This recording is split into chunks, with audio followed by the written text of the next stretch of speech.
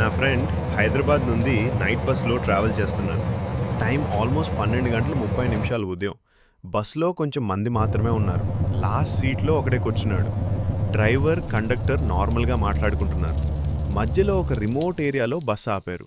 అక్కడ ఒక అమ్మాయి ఎక్కింది. వైట్ డ్రెస్, హెయిర్ ఫేస్ మీద పడిపోయి.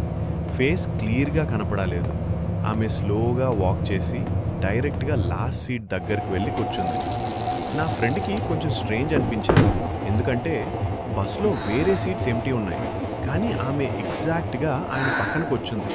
కొంతసేపు సైలెన్స్. తర్వాత ఆమె స్లోగా అడిగింది, "టైం ఏంటి?" ఆయన చెప్పాడు. ఆమె నవ్వింది. కానీ ఆ నవ్వు నార్మల్ కాదు. కొంచెం వియర్డ్‌గా ఉంది.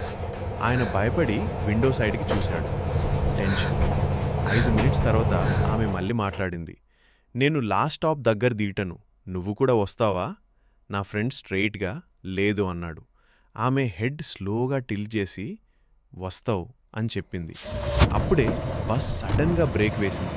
డ్రైవర్ షౌట్ చేశాడు, "ఎందుకు లాస్ట్ సీట్లో ఒకడే మాట్లాడుకుంటున్నావు?" నా ఫ్రెండ్ షాక్ అయ్యాడు. ఆయన పక్కన చూశాడు. Seat empty.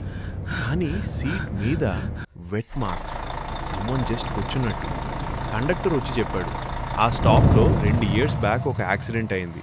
ఆ అమ్మాయి అప్పటి నుండి కొన్ని రాత్రులు బస్ ఎక్కుతుంది అని." నా ఫ్రెండ్ మళ్ళీ విండోలో చూశాడు.